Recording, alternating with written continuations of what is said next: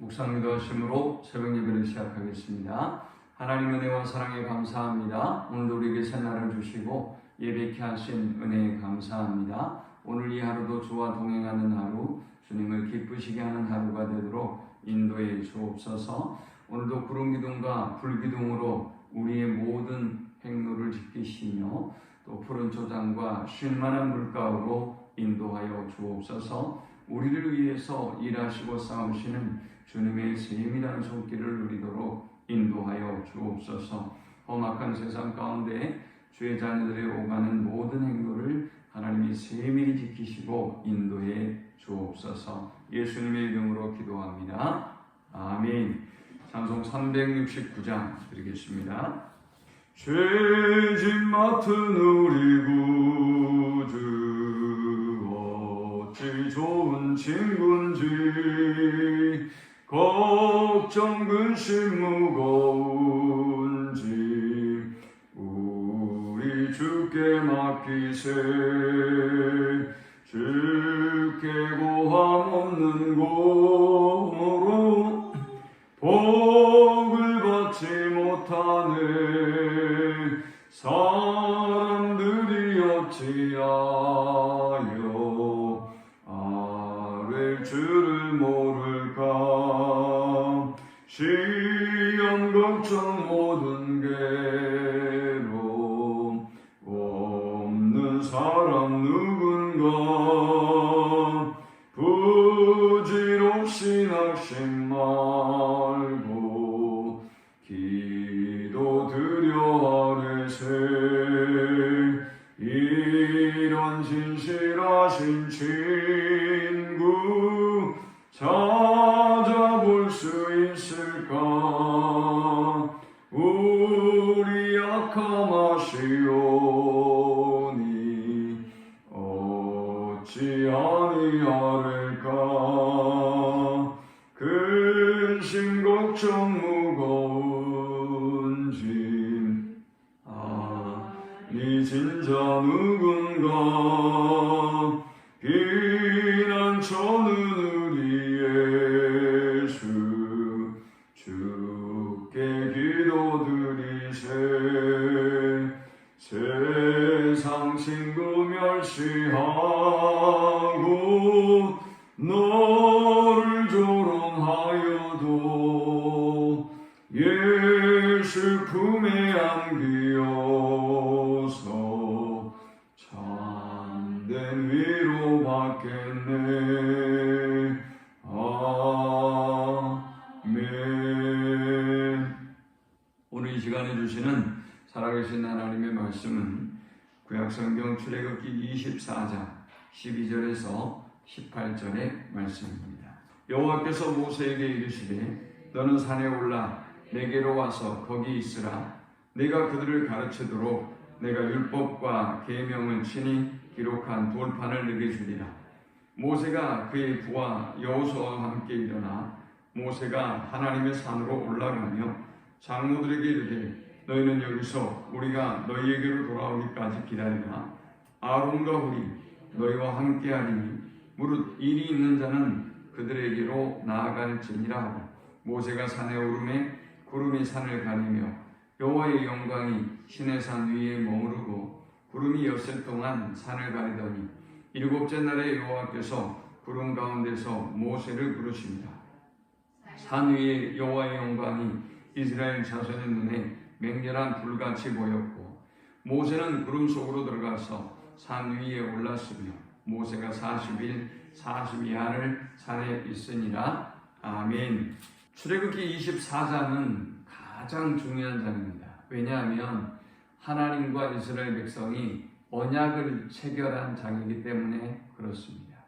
하나님은 이스라엘의 하나님이 되고 또 이스라엘은 하나님의 백성이 되는 그런 굉장히 중요한 장입니다. 하나님은 이 언약을 기뻐하셨고 이스라엘 백성과 더불어 먹고 마시는 전무후무한 놀라운 그 잔치가 벌어집니다. 24장 12절에 보니까 하나님이 이스라엘 자손들의 존귀한 자들에게 손을 대지 아니하셨고 그들은 하나님을 뵙고 먹고 마셨더라 했습니다. 하나님을 어떻게 배웠느냐 이들이 10절에 보니까 이스라엘의 하나님을 보니 그의 발 아래는 청옥을 편 듯하고 하늘같이 청명하더라 했어요. 하나님을 뵙기는 뵀는데 이들이 하나님의 얼굴, 하나님을 전체를 바라보지 못했어요. 하나님의 발밑 부분을 본 것 같습니다. 그리고 그들은 하나님과 함께 먹고 마셨습니다. 11절에 보니까 하나님이 이스라엘 자손들의 존귀한 자들에게 손을 대지 아니하셨다 그랬는데, 원래 출애굽기 33장 20절에 보면 나를 보고 살 자가 없음이니라 그랬어요. 하나님을 보면 죽어요. 그런데 하나님께서 이 시내산 언약을 체결할 때는 하나님의 백성들에게 손을 대지 아니하시고 오히려 그들과 먹고 마시는 그런 기쁨의 잔치를 함께 하셨어요. 놀라운 일이죠. 자, 그런데 이제 우리가 이 대목에서 좀 점검해 보아야 될 부분이 있습니다. 하나님이 주신 십계명과 모든 규례들은 행위의 언약이에요. 우리가 다 하지 말아야 될 것과 해야 할 것들에 대한 말씀이거든요. 그래서 이 행위 언약을 주신 시점을 생각해 보면 우리가 이 행위를 지키고 행위에 통과해야 구원을 얻는 것이 아니라 구원을 얻은 결과로서의 행위 언약임을 우리가 기억해야 돼요. 왜요? 구원은 이미 출애굽할 때 하나님이 주셨잖아요. 하나님의 백성을 선택하시고 하나님의 백성들을 구원해 내시고 한참 이동하고 난 다음에 시내산에서 하나님이 십계명도 주시고 율법도 주시고 하셨던 거예요. 그리고 이스라엘 백성과 언약을 맺었던 것이죠.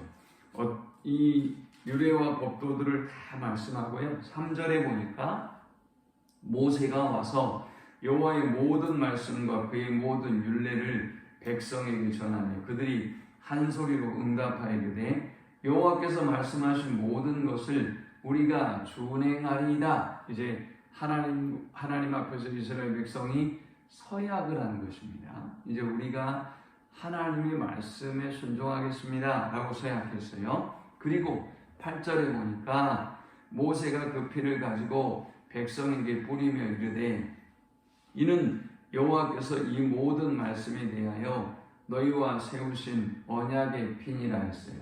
이제 피의 언약을 맺었습니다. 피의 언약은 무엇을 의미하는가 하면 고대 사회에서 피로 언약을 맺을 때는 양자 중에 한 사람이 언약을 지키지 않으면 죽는다라는 걸 의미하는 것입니다. 그래서 하나님과 이스라엘 백성이 피의 언약을 맺었습니다. 아까 이스라엘 백성이 서약을 했고 피의 언약을 맺었으니까 이제 언약을 못 지키면 죽죠. 하나님이 언약을 지키지 않으신 이유는 없으니까 인간은 이제 하나님의 언약, 하나님과 맺은 언약에 충실하면 되는 것이죠. 그런데 문제는 인간이 언약을 지킬 수 있습니까? 못 지키죠. 못 지킨다는 것을 하나님은 알고 계셨어요. 그래서 하나님은 제사라는 제도를 주셨습니다. 이 제사를 통해서 우리가 그 죄를 사함을 입을 수 있고 우리가 죽어야 되는데 동물이 대신 죽음으로 우리가 하나님 앞에 나아갈 수 있는 은혜를 주신 것입니다. 그런데 문제는 뭡니까? 동물로 우리의 죄를 대신하니까 제사를 드리고 또 죄를 범하고 제사를 드리고 또 죄를 범하고 하는 일이 반복된 것이죠. 그래서 하나님께서 영원한 단번의 제사로 우리의 과거와 현재와 미래의 모든 죄를 사하시는 예수 그리스도를 이 땅에 보내시고 우리의 모든 죄를 사하여 주신 것입니다. 그러한 내용들이 24장의 11절까지 담겨 있고요. 이제 하나님께서 모세를 시내산으로 올라오게 하시고 율법의 말씀을 기록해 주셨습니다. 이전까지는 하나님이 그들에게 직접 말씀하셨거든요. 모세를 통해서. 그런데 이번에는 하나님께서 돌판에 기록한 말씀을 기록해서 모세에게 주셨어요. 뭘 하라고 주셨느냐? 12절에 보니까 내가 그들을 가르치도록 내가 율법과 계명을 친히 기록한 돌판을 내게 주리라 했습니다. 자, 이제 우리는 이 말씀을 통해서 세 가지 영적 교훈을 묵상하고 함께 은혜를 나누고자 합니다. 이 본문이 주는 첫 번째 영적 교훈은 하나님은 하나님의 백성들이 말씀을 듣고 읽고 순종하기를 원하신다라는 것입니다. 자, 이전의 방식대로 하나님이 말씀을 모세를 통해서 전해주기만 하면 어떤 일이 벌어졌을까요? 말씀을 들을 때는 마음이 뜨겁고 은혜 받고 감동을 하고 결단하지만 문제는 뭡니까? 일상생활 속에 나가서 시련이 오고 시험이 오고 또 사탄이 틈타고 우리를 미혹하고 흔들어 놓으면서 우리는 말씀과 멀어져 버린단 말이죠. 왜 우리가 수업에 노트 필기라고 그렇습니까? 잊지 않기 위해서죠. 들은 것을 잊지 않고 기억하기 위해서 메모하는 것입니다. 그래서 하나님은 이스라엘 백성에게 이전까지는 말씀으로 주셨던 것을 이제는 이 말씀을 기록해서 이들에게 주었던 것입니다.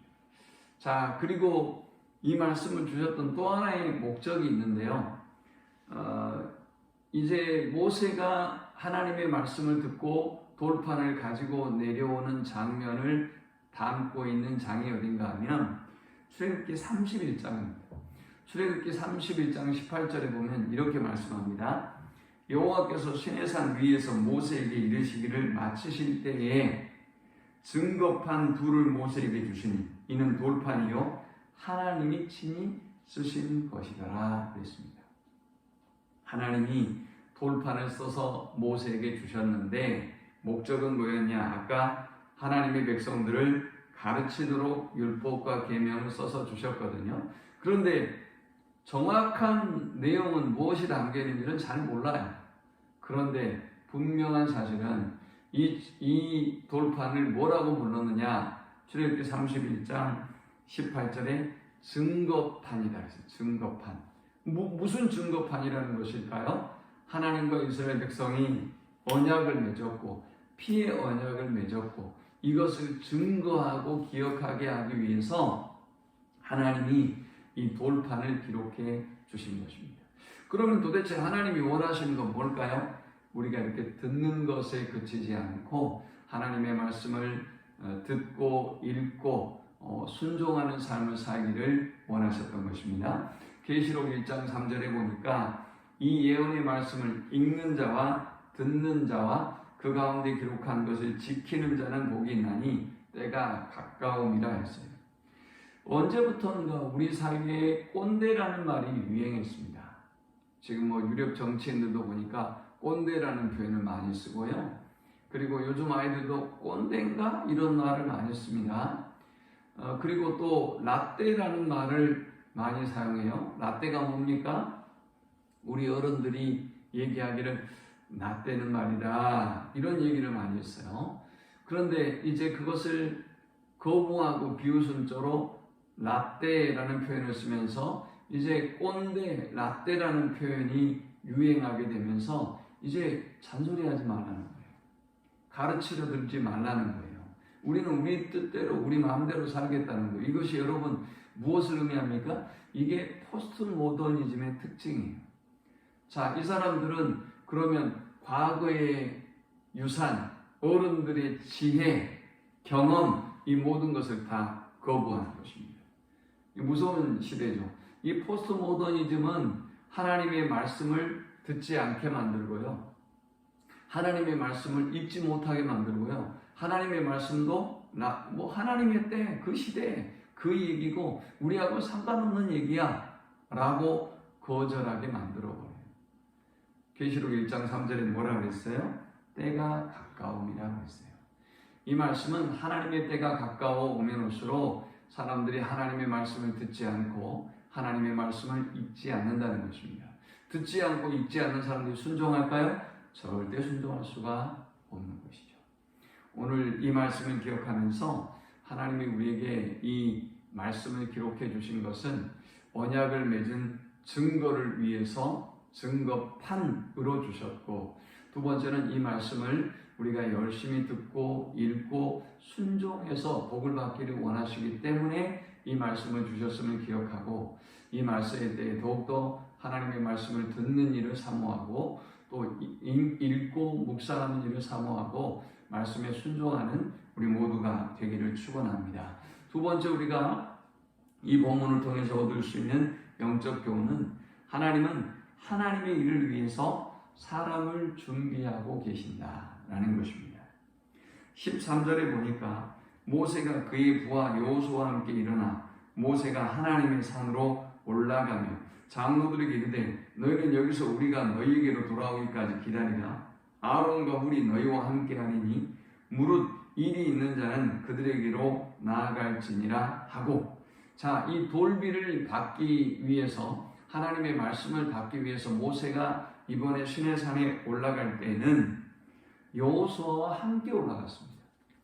이 전에는 24장 2절에 보니까 언약을 체결할 당시죠.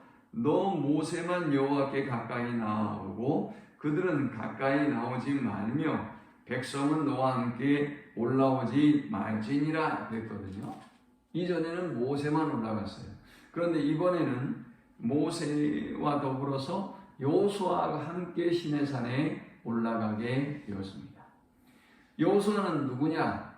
모세의 종의 아들이에요. 그런데 여호수아는 지금까지 무명의 사람이에요. 이름이 없어요. 지금까지 영적인 리더들은 누굽니까? 아까 장로들이고 14절에 아론과 훌이에요. 여호수아는 지금 뜬금없이 등장하는 거예요. 여기서 우리가 놀라운 영적인 비밀을 깨달아 알 수가 있죠. 하나님은 하나님의 일을 위해서 하나님의 사람을 예비하고 준비하고 계시며 그들을 하나님은 만나시고 그들을 세워 가시더라라는 것입니다. 아니 여러분 생각해 보세요. 뜬금없이 모세가 아론이나 훌을 데리고 가야지, 아니 뭔 뜬금없이 여호수아를 데리고 갑니까? 우리 같으면 어떻겠어요? 이거 난리 날걸요? 왜 걔를 데리고 갑니까? 걔가 뭔데 종놈의 자식을 왜 데리고 가요? 뭐 그러지 않겠습니까? 그런데 하나님은 전혀 뜬금없는 방법으로 사람의 기준과 생각이 아닌 여호수아라는 사람을 준비하시고 그리고 그를 준비해 가시는 것입니다. 여호수아가 어떤 사람입니까? 모세가 죽고 난 이후에 그 혼란스러운 시대를 안정적으로 이끌어내고 가나안으로 이스라엘 백성을 인도하고 가나안의 정복 전쟁을 승리로 이끈 사람입니다. 여호수아가 어떤 사람입니까? 12이 정탐꾼을 보냈는데 이 정탐꾼들 중에 모두가 부정적으로 얘기하는데 단 두 사람, 여호수아와 갈렙만 믿음으로 가나안 땅을 바라보고 믿음으로 승리할 것을 선포했던 사람이 여호수아 아닙니까? 하나님은 하나님의 사람들을 준비하시고 하나님의 일을 위해서 그들을 세워 가시는 것입니다. 그러므로 사랑하는 여러분, 우리가 하나님의 일꾼들인 것이 얼마나 감사한지를 알아야 되고요. 그 은혜에 감격하는 삶을 살아야 되고요. 하나님이 택하시고 사용하시는 것만 해도 얼마나 큰 축복이요 은혜입니까? 또 하나님의 사람들을 세워가시고 준비하시는 그 과정을 보고 우리가 기뻐하고 축복하고 또 기도해야 할 것입니다. 마지막 세 번째 우리가 이 본문을 통해서 얻을 수 있는 영적 교훈은 하나님은 외적인 것보다 하나님과의 인격적인 관계를 원하신다라는 것입니다. 자, 이제 모세가 시내산에 올라가 있고요. 놀라운 광경을 이스라엘 백성은 그 밑에서 목도하게 되었습니다. 16절에 보니까 여호와의 영광이 시내산 위에 머무르고 구름이 엿새 동안 산을 가리더니 일곱째 날에 여호와께서 구름 가운데서 모세를 부르시니라. 산 위에 여호와의 영광이 이스라엘 자손의 눈에 맹렬한 불같이 보였고 있습니다. 모세가 시내산에 있는데 이스라엘 백성은 산 아래에 있죠. 근데 놀라운 광경을 목도합니다. 위에서 맹렬한 불 같은 것이 타고 있는 것을 본 것입니다. 자, 그러니까 그들은 하나님의 임재와 영광을 지금 보고 있는 것입니다. 그들이 목도하고 있어요. 야, 저기서 어떤 일이 벌어질까? 그들은 정확하게 볼 수는 없지만 뭔가 하나님의 임재와 영광이 저 상황 가운데 우리 지도자에게 함께 임하고 있다는 것을 지금 보고 있는 것입니다. 그런데 문제는 뭡니까? 지금까지 이들은 하나님과 멀리 떨어져 있는 느낌, 하나님이 지금까지 계속 말씀하시고 모세를 통해서 또 인도하시고 문제가 생길 때마다 공급해 주시고 이렇게 하셨는데, 지금처럼 하나님이 그들과 말씀 안 하시고 그들은 그냥 어떤 내던져진 것 같고 모세와만 말씀하고 있는 이러한 40일간의 경험을 그들은 해본 적이 없습니다. 자, 또요, 그들은 모세라고 하는 지도자와 40일 동안 떨어져 본 적이 없습니다. 불평하고 원망하고 또 인도를 받으면서 그렇게 애증의 관계로 쭉 함께 왔죠. 근데 모세가 산에 올라가서 40일 동안 안 내려와요. 누구에게 길을 묻고 누구에게 문제를 가야 하는 것일까요? 물론 말씀하셨어요. 우리가 없으면 아론과 훌이 너희와 함께 할 것이다. 14절에 무릇 일이 있는 자는 그들에게로 나아갈지니라 했거든요. 그런데 이들은 모세가 없는 이 기간을 견뎌내지 못합니다. 그리고 어떻게 합니까? 이제 40일이 끝나고 모세가 하나님의 말씀을 받아 돌판을 가지고 내려왔는데 32절에 그들이 금송아지를 만들어서 숭배하고 있는 것입니다. 우리의 신앙생활이라고 하는 것이요, 다른 사람의 하나님, 멀리 있는 하나님, 우리 모든 교인들이 믿고 있는 회중의 하나님은 여러분의 신앙을 지켜내지 못하게 합니다.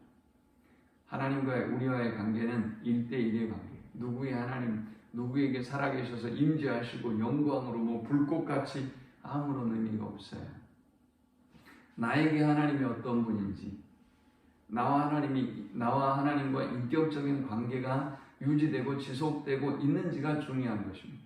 다른 사람의 영광, 다른 사람의 하나님, 다른 사람의 믿음, 아브라함의 믿음, 이삭의 믿음, 야곱의 믿음, 바울의 믿음, 아무런 의미가 없어요. 나와 나의 믿음, 나와 하나님과의 관계가 중요한 것입니다. 만일 이스라엘 백성이 이 시기에 멀리 하나님의 영광을 보고, 그리고 이 시기에 더욱더 하나님을 가까이 하고, 우리 하나님이 모세를 통해서 지금까지도 그랬듯 우리에게 또 어떤 말씀을 하실까 기대하고 사모하고 준비하고, 자신들이 지금까지 주셨던 은혜의 말씀들을 묵상하고 기도하며 더욱더 가까이 나아갔다면 영적으로 더욱더 하나님과 친밀한 관계를 누릴 수가 있었겠죠. 그러나 개인적인 하나님과의 관계를 등한히하고 멀리할 때 이들은 우상에게 넘어지고 말았던 것입니다. 저는 이 코로나의 시대가 우리의 그런 민낯을 그대로 보게 하는 시대라고 생각해요. 회중으로 모였을 때 어떻게 했을 때는 믿음이 있는 것 같고 대단한 것 같고 여기 어떤 영광을 경험하는 것 같지만 1대1로 성도들이 흩어져서 인터넷으로 예배하든 아니면 예배할 수 없는 환경에 처했든 한 사람 한 사람이 다 흩어져 있어요. 그런데 옛날에 저 영광, 그리고 어떤 교회의 영광, 다른 사람들의 영광, 그런 것들은 듣고 보고 생각하지만 하나님과의 인격적 관계가 없어요. 글쎄요, 이 코로나가 이제 2년여 정도 왔는데, 코로나가 지금 끝난다고 하면 교회가 빠르게 회복될까요? 설사 돌아온다 할지라도 그들의 영적인 상태는 폐허가 될 것이다. 이렇게 지금 보고 있어요. 무서운 일이죠. 더욱더 하나님과 깊은 교제와 관계가 필요한 시대임을 우리가 보게 됩니다. 그런데요, 흔들리지 않는 사람들이 있죠. 시편 1편의 말씀처럼 복 있는 사람들, 하나님의 말씀을 주야로 묵상하고 가까이 하고 계시록 1장 3절의 말씀처럼 읽고 듣고 순종하며 살아가는 사람들, 그들은 흔들리지 않습니다. 어떤 시련과 어려움이 와도 결코 흔들리지 않습니다. 그들은 이 땅의 거룩한 그루터기가 되고, 그들을 통해서 하나님은 하나님의 일을 이루어 가시고 하나님 나라를 이루어 가는 것입니다. 이 말씀을 기억하면서 하나님과 깊은 교제와 관계를 늘 잃지 않고 나아가는 우리 모두가 될 수 있기를 축원합니다. 하나님 감사합니다. 귀한 말씀을 통해서 깨닫게 하시고 은혜 받게 하심을 감사합니다. 하나님 더욱더 하나님의 말씀을 사모하고 말씀을 읽고 듣고 순종함으로 복을 누리는 저들이 되어지도록 인도하여 주옵소서. 예수님의 이름으로 기도합니다. 아멘. 지금은 우리 주 예수 그리스도의 크신 은혜와 성부 하나님의 그 크신 사랑과 성령의 인도보 교통 충만케 하심이 하나님의 말씀을 사모하고 하나님과 깊은 교제와 관계를 간절히 열망하며 주께 나아가기를 소망하는 모든 성도들의 머리 위에 지금부터 영원토록 함께 있을지어다. 아멘.